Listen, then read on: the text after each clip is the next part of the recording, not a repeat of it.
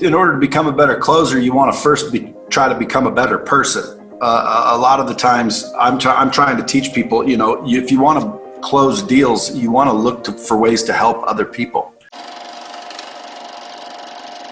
I believe what changed my business, and this was back in 1999 when, there was really not a whole lot of an internet going on. There was no virtual training. Is that when you started? Yeah. And so I didn't really, know about all that, the virtual training and the internet and all that stuff.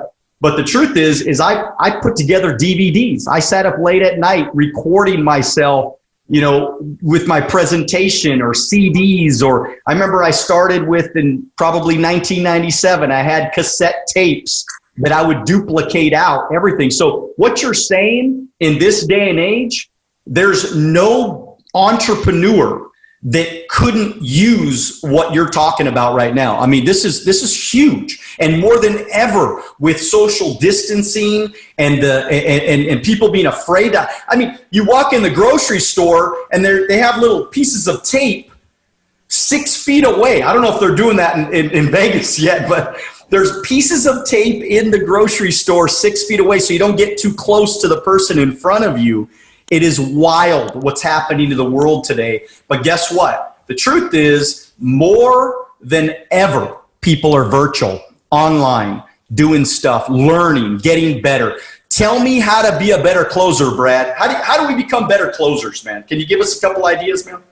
Well, again, I think in order to become a better closer, you want to first try to become a better person. A lot of the times I'm trying to teach people, if you want to close deals, you want to look for ways to help other people. Now, I've got a technique that I teach people to close deals. They go to what's called closer school. So closer school is my little class, and then I do closer school live where I coach every week. But ultimately it boils down like this. Every single person that sells you something, unless you said no, is just a salesman. The difference between a salesman and a closer is a closer comes when the salesperson or the customer says no. So like if you greeted somebody and you closed them on a deal and they never said no, you really didn't close anything, you just sold something, and that's the difference. So how you get past any objection, that's what a closer does, is it makes them go from a no to a yes.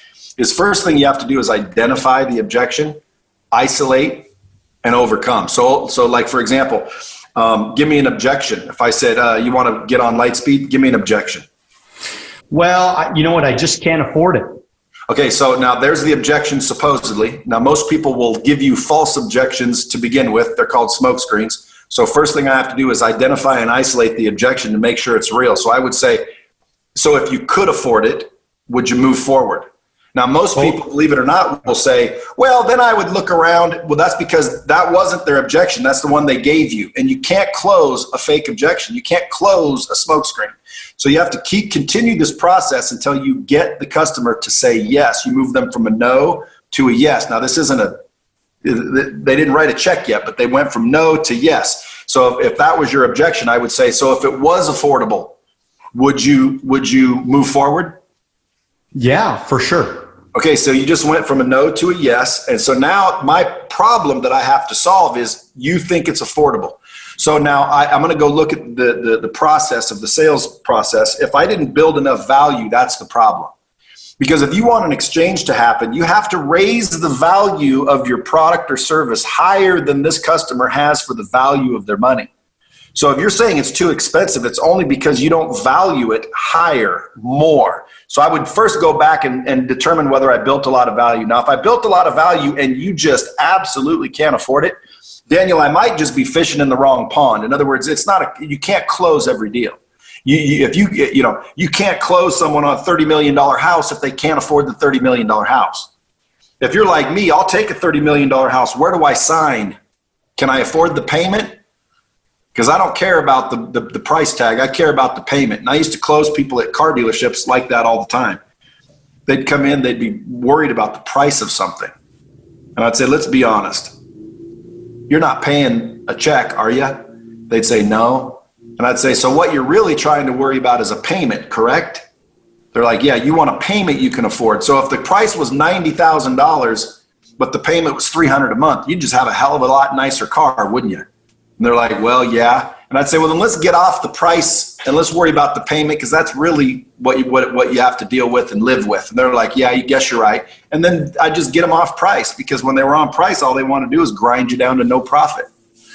So there's a number of ways, but your question was, how do you close? Well, the more hands you shake, the more money you make. You better figure out how to prospect first. Prospect in the DMs, prospect by making comments on Facebook posts, especially ads. When someone's running an ad, you see people making comments on those ads. Well, the person that ran the ad spending money, so that's someone you want to talk to and know about. And then the people making comments to or for, against or for the ad will tell you, depending on what your service are selling, what you can start to talk to them about. But it hasn't changed. It's just changing the way we do it. It's shake more hands, make more money. The more hands you shake, the more money you make, right? Period. So now once you increase the volume of people you're talking to, you'll make more money. But if you want to take the next step, is just to get better at what you're doing. And then that's identify, isolate the objection, and then solve it. So to your example, you said you can't afford it. And then I got you to say yes. If it was affordable, then it would be. So then I would keep trying to solve it. So like, what is affordable in your determination? Am I selling you the right product? Can I take it away from you? Can you afford it? You just don't want to buy it. So all of those factor into these conversations. That's why it's hard to give you just one answer. Yeah. But the answer is you identify and isolate the objection, and then you solve the problem.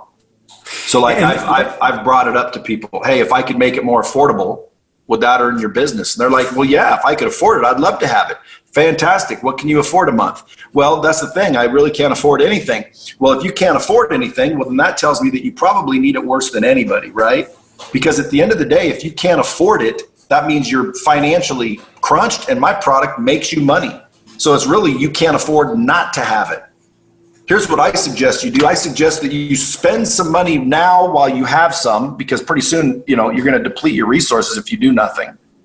So I would ask that you invest some money right now. So within 30 days, when normally you would be depleted, you'll have a recurring revenue model to utilize to make even more moves.